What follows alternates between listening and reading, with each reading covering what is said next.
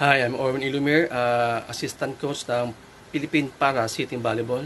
Sa mga inspiring dyan na PWTs or mga atletang may kapansanan, hindi hadlang ang kapansanan pagkus maging tiwala tayo or maging positive tayo sa ating kakayahan. Kaya, sama na! Hindi hadlang ang kapansanan upang makamit mo ang tagumpay. Ako si Cherry Os Makatangay, assistant coach ng Para Sitting Volleyball ng Pilipinas. Lumalaban para sa tagumpay ng ating bansa.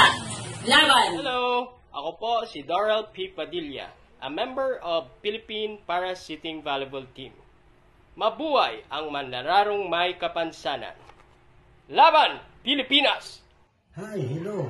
Ako si Glenn Murigaso, player ng Philippine Para Sitting Volleyball. Mabuhay ang may kapansanang mga laro. Hello, ako nga pala si Joseph Peraan, player ng Para Sitting Volleyball. May kulang man sa amin pero lalaban kami ng buo. Mabuhay ang atleta mga kapansanan. Hello po, ako po pala si Wilson Sante Jr., miyembro ng isang Para Sitting Volleyball team. Hindi man kami buo, pero lalaban kami. Mabuhay ang atletang may kapansanan. Hi, I'm Glenn Gatok, member of Philippine Para Sitting Volleyball Team. Mabuhay, manglalarong may kapansanan. Hello po, ako nga po pala si Edson Indonilla. Member po ako ng Philippine Para Sitting Volleyball. Mabuhay po ang mga atletang may kapansanan. Hello po, ako po si Eduardo P. Diamante Jr., member ng Philippine Para Sitting Volleyball.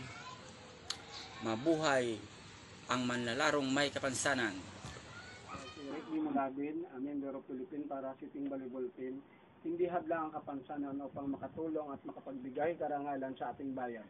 Mabuhay lahat ng manlararong may kapansanan. Pilipinas, laban! Hi! Ako po si Rene R. Santos, member ng Philippine Para Sitting Volleyball. Ang kapansanan ay hindi hadlang para magtagumpay. Count it all blessing. Mabuhay ang atletang may kapansanan. Laban, Pilipinas! I'm Joshua Santos, member of Para Sitting Volleyball. Hindi man kami buo physically, pero lumalaban kami ng buo para sa Pilipinas. Mabuhay ang manlalarong may kapansanan. Hi guys, this is Coach Mai Porcina, head coach of our very first Philippine Men's Para Sitting Volleyball team. Please follow us as we train in the coming 11th Para Games in Vietnam. Mabuhay ang manlalarong may kapansanan. Laban, Pilipinas!